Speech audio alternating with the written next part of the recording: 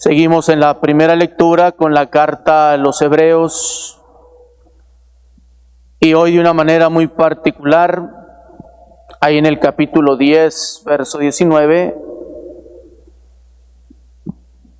afirma la Escritura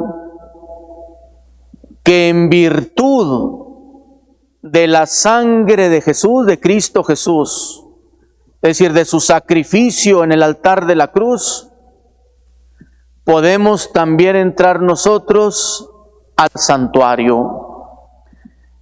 Santuario se refiere obviamente a la morada, a la presencia misma de Dios vivo.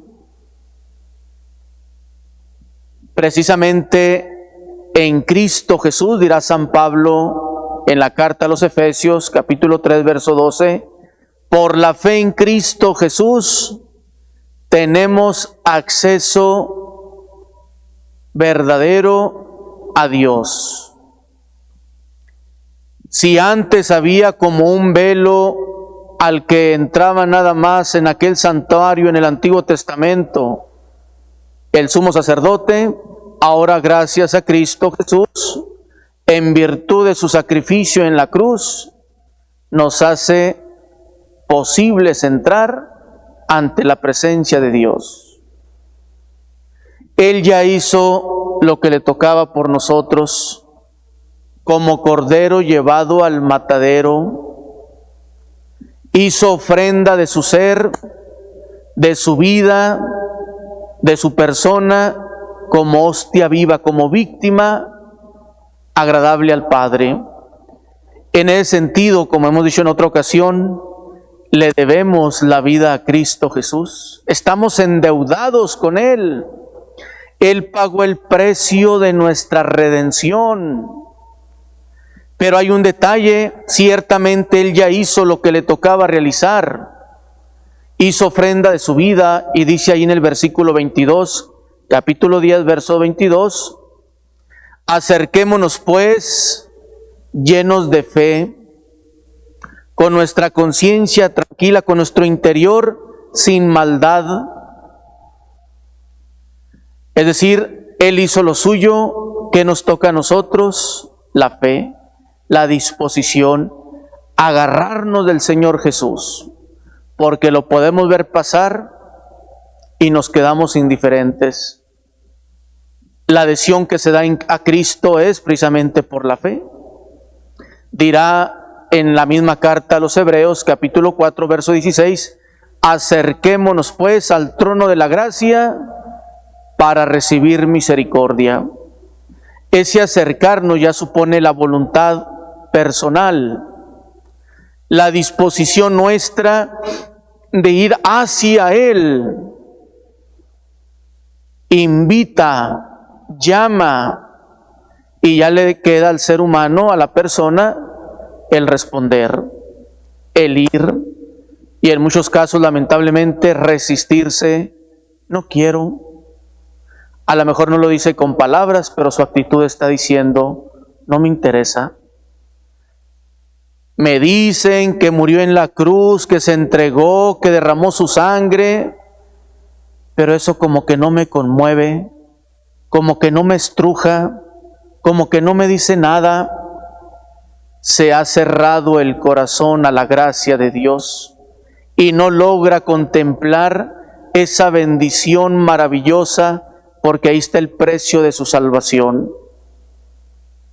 ¿Cuál es la razón? Nos lo decía ayer en la parábola del sembrador. Las preocupaciones de esta vida, la ambición de las riquezas, la dureza, el enemigo que viene arrebata, etcétera, no logra producir fruto. El otro punto que aparece ahí en la Escritura es también una frase que va por el lado de cómo tenemos que dar ese testimonio de la presencia de Cristo una vez que le hemos dicho sí, cuando lo compara con aquella lámpara o aquella vela que no se esconde abajo de una mesa o una cama, sino que se pone en un lugar para que alumbre. Aquí una cita que a mí me gusta muchísimo porque es referente esencial Mateo 5:16. Que brille su luz ante los hombres, para que viendo sus buenas obras, glorifiquen a Dios que está en los cielos. Estamos llamados por el testimonio a ser luz para que otros reconozcan a Dios.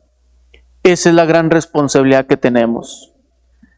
Pero no es luz propia, la hemos recibido por la fe en Cristo Jesús.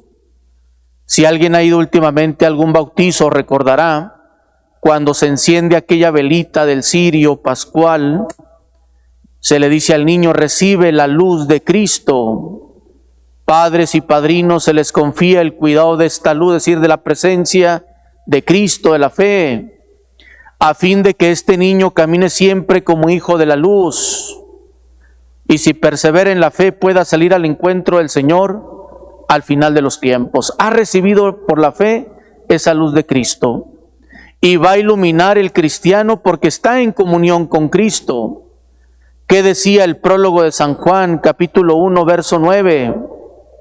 La palabra era la luz verdadera que ilumina a todo hombre que viene a este mundo.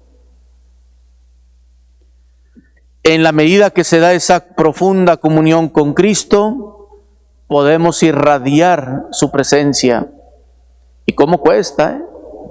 Porque nos dice también San Juan en su Evangelio, capítulo 3, verso 21, el que obra en la verdad o el que busca la verdad, se acerca a la luz, para que viendo sus buenas obras, fíjense, sepan que están hechas según Dios.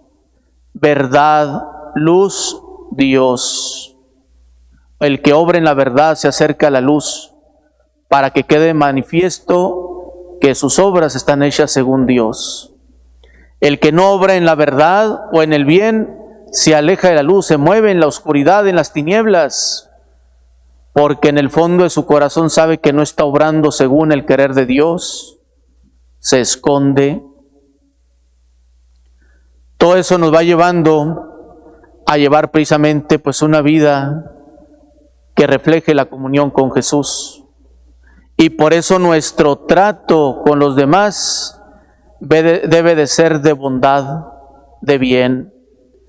Ahí acabamos de escuchar en el Evangelio de Marcos, capítulo 4, verso 24. Traten a los demás como quieran que los traten a ustedes. El que es luz, pues comunica la luz, el bien, el respeto, la verdad, la honestidad, una vida edificante, constructiva. Yéndonos como al paralelo del Evangelio de Mateo, capítulo 7, verso 1 y 2, nos va a decir ahí: no juzguen y no serán juzgados. Verso 2, porque así como juzgues, Dios te juzgará. Ah, caray. Y si seguimos leyendo en el mismo capítulo 7 de Mateo, versículo 12, nos va a decir: no hagas a nadie lo que no quieras que te hagan, o trata a los demás como quieran que te traten. Son, si se fijan, reglas de oro para la sana convivencia con los demás. Y cómo nos cuesta moderarnos, controlarnos, tranquilizarnos cuando a lo mejor algo no nos parece, cuando algo nos molesta y nos dejamos llevar precisamente por el impulso, por el arrebato. Que si me dejó de hablar, que si me sacó la garra, que si esto, que si lo otro. Aguas con esas medidas que utilizamos y que esperemos no se utilicen contra nosotros mismos. El referente fundamental pues es Cristo Jesús. Él busca nuestro bien. Pidámosle su gracia, su fortaleza, precisamente para que en lo posible obremos el bien en el trato con los demás. Y así va a ser glorificado el Padre al ver nuestras buenas obras. No simplemente como esfuerzo humano, sino porque hemos permitido que esa gracia de Dios nos ayude a llevar una vida con mayor rectitud.